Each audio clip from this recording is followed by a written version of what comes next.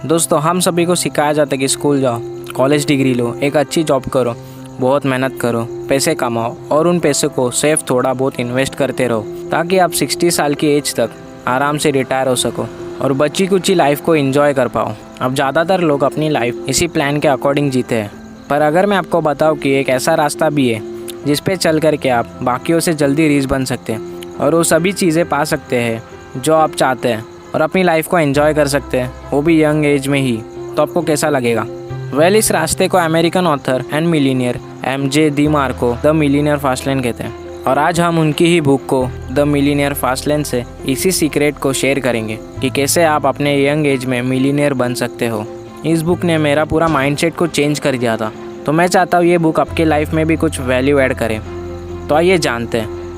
Number 1, roads map to wealth. Author बताते हैं कि फाइनेंशियल सक्सेस अचीव करने के 3 रास्ते होते हैं, साइड वॉक, स्लो लेन और द फास्ट लेन। इन रास्तों पर इंसान भरोसे करके अपने करियर और पैसों से रिलेटेड सारे बड़े डिसीजन लेता है। पहला होता है the side walk. Side walk के रास्ते पर चलने वाले लोग जितना कमाते हैं वो सारा ही खर्च कर देते हैं, जो कि शॉर्ट टर्म प्लेजर में फंस जाते हैं और अपनी मंथली इनकम और सैलरी के भरोसे ही अपनी लाइफ बिताते हैं। और जब तक अचानक उनके लाइफ में कोई इमरजेंसी आ जाती है, जैसे कोई बीमारी होना या एक्सीडेंट होना या बहुत ज़्यादा पैसों की नीड होना, तो उनके पास बिल्कुल पैसे नहीं होते। फिर वो दूसरों से पैसे उधार लेते हैं, बैंक से लोन लेते हैं और ख़ुद को और भी प्रॉब्लम में डाल लेते हैं। और ऐसा नहीं है, साइड वॉक रास्ते पर चलने वाले सारे लोग गरीब ही होते हैं, बल्कि बहुत हाई सैलरी वाले लोग भी इसी रास्ते पर चलते हैं, जिसमें वो बहुत ज़्यादा पैसा कमाते तो है, पर साथ ही उससे भी ज़्यादा पैसा खर्च करते हैं महंगी गाड़ी, फ़ोन्स, वैकेशन एक्सेट्रा में। जैसे कि हम सब कितने फेमस लोगों के बारे में सुनते हैं जो कि बहुत अमीर हुआ करते थे और बैंकरप्ट हो गए।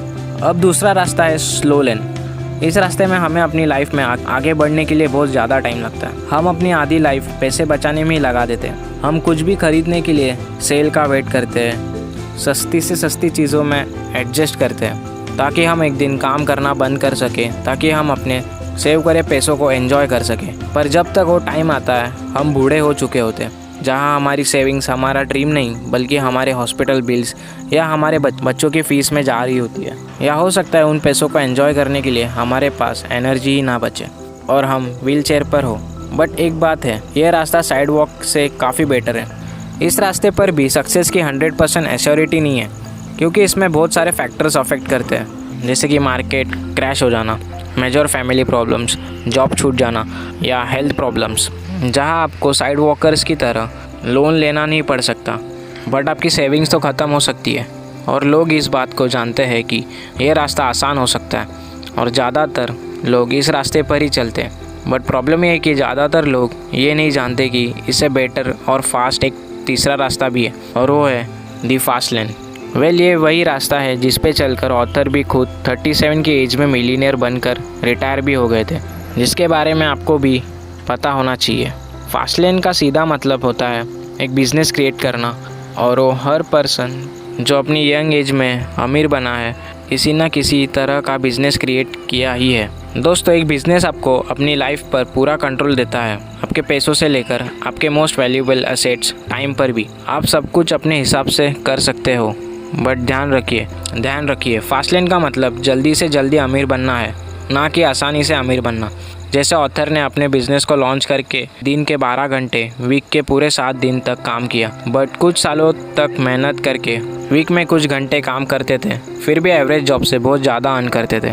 Number 2, what the process. हर कोई जल्दी से जल्दी अमीर बनना चाहता है, इसीलिए लोगों का ये मानना है कि जल्दी अमीर बनना एक इवेंट की तरह होता है। जैसे उस टाइम जो भी चीज़ पॉपुलर होती है तो उन्हें लगता है कि वो एक चीज़ से बहुत जल्दी अमीर बन सकते हैं। फॉर एग्जांपल, जिन्होंने 20 साल पहले रियल एस्टेट और टेक स्टॉक्स में इन्वेस्ट किया था, वो आज बहुत सक्सेसफुल है। 5 साल पहले जिन्होंने ब्लॉगिंग और फेसबुक एड्स में अपना टाइम दिया था, वो आज बहुत रीच है। या फिर आज की डेट में जो लोग बिटकॉइन में इन्वेस्ट कर रहे हैं या ड्रॉप शिपिंग करके बहुत पैसे कमा रहे हैं, वो लोग फ्यूचर में बहुत सक्सेसफुल होंगे। सक्सेस किसी लॉटरी के जीतने जैसा नहीं है, बल्कि एक खाली ज़मीन पर घर बनाने जैसा है, जहाँ आपको अलग अलग तरह का काम करना पड़ता है। ये सारा काम मिला कर ही आपका घर कंप्लीट होता है। आपको इसी बात पर बिलीव करना पड़ेगा कि आपकी सक्सेस का रीज़न एक फैक्टर से डिसाइड नहीं होगा, बल्कि आपको कंटिन्यूसली काम करते रहना पड़ेगा, नई नई चीज़ें ट्राई करनी पड़ेगी और इसी प्रोसेस पर बिलीव करना पड़ेगा कि एक दिन ये सब कुछ कंबाइन होकर आपके सारे ड्रीम्स को अचीव कर लेगा। Number 3, DiMarco the 5 commandments. अगर आप एक ऐसा बिजनेस बिल्ड करना चाहते हैं जिससे आप लॉन्ग टर्म में रीच नहीं बल्कि वेल्थी बन पाओ, आपके बिजनेस में वेल्थ जनरेट करने का पोटेंशियल होना चाहिए। इसलिए डीमार्को ने 5 कमांड्स बनाए जिनसे आप ये पता कर सकते हो कि बिजनेस में वेल्थ क्रिएट करने का पोटेंशियल है कि नहीं। Number 1, the commandment of control. आपको अपने ऑर्गेनाइजेशन, अपने प्रोडक्ट और उसके प्राइसिंग पर पूरा कंट्रोल रखना चाहिए। अगर आप ऐसा नहीं कर पा रहे तो आपके बिजनेस का फ्यूचर कभी सही नहीं होगा और आगे चलकर आपको बहुत प्रॉब्लम फेस करनी पड़ेगी। Second, the commandment of entry. जब किसी बिजनेस को करना ईजी हो जाता है तो उसमें कंपटीशन बढ़ जाता है, तो आपका बिजनेस ऐसा होना चाहिए जिसे कोई आसानी से कर ना पाए। फॉर एग्जांपल, मार्क ज़करबर्ग ने फेसबुक को बिल्कुल स्क्रैच से बनाया था और उनकी खास बात ये थी कि उस टाइम बहुत ही कम लोग थे जो कोडिंग कर सकते थे, इसलिए एक और फेसबुक बनाना किसी के लिए बहुत मुश्किल था।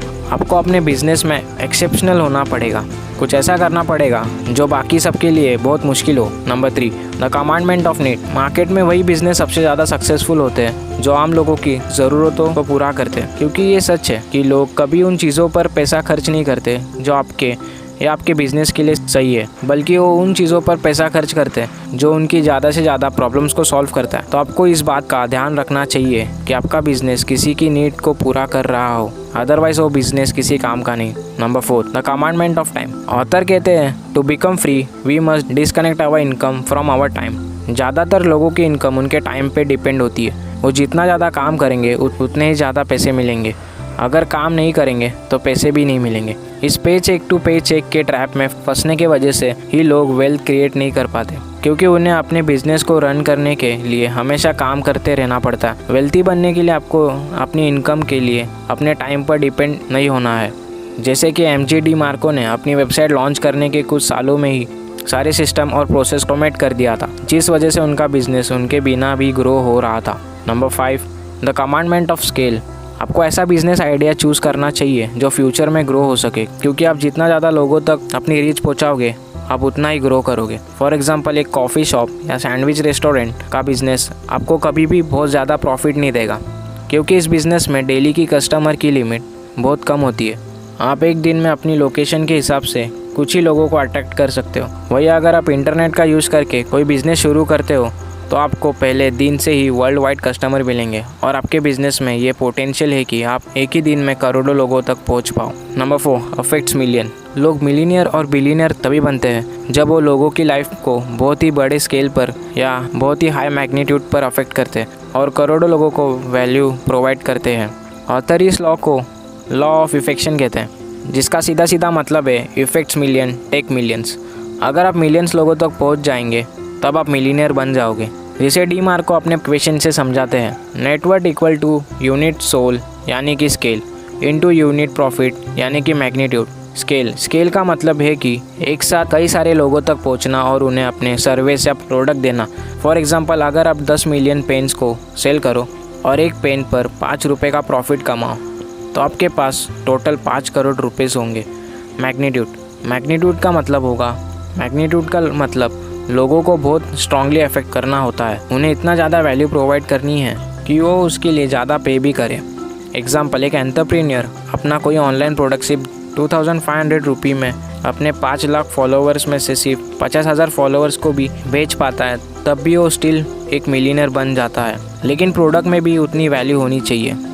स्केल इंक्रीज़ करने पर यूनिट आप कम प्रॉफिट कमाते हो, बट आप बहुत सारे लोगों से इस प्रॉफिट को अर्न करते हो, जिससे आपकी नेटवर्थ इंक्रीज़ होती है। वही मैग्नीट्यूड, आप ज़्यादा लोगों को अफेक्ट नहीं करते, बट जितने भी लोगों को आप वैल्यू प्रोवाइड करते हो आप उनसे बहुत ज़्यादा प्रॉफिट अर्न करते हो, जो आपकी नेटवर्थ इंक्रीज़ करता है। अगर आप एक सक्सेसफुल बिजनेस बनाना चाहते हो तो उसके लिए आपको अपना स्केल या फिर अपना मैग्नीट्यूड का इम्पैक्ट दोनों में से किसी एक को इंक्रीज़ करना होगा। जब ऑथर अपनी वेबसाइट पर काम कर रहे थे तो वो इन्हीं 2 चीज़ों पर सबसे ज़्यादा फोकस कर रहे थे कि कैसे वो अपने यूनिट सोल यानी स्केल को बढ़ा सकते हैं और ज़्यादा से ज़्यादा लोगों तक पहुंच सकते हैं, और अपनी यूनिट प्रॉफिट यानी कैसे वो लोगों को और वैल्यू प्रोवाइड करके उनसे ज़्यादा प्रॉफिट अर्न कर सकते हैं। सो ये थी मिलीनियर फास्टलेन MG डिमार्को की बुक समरी।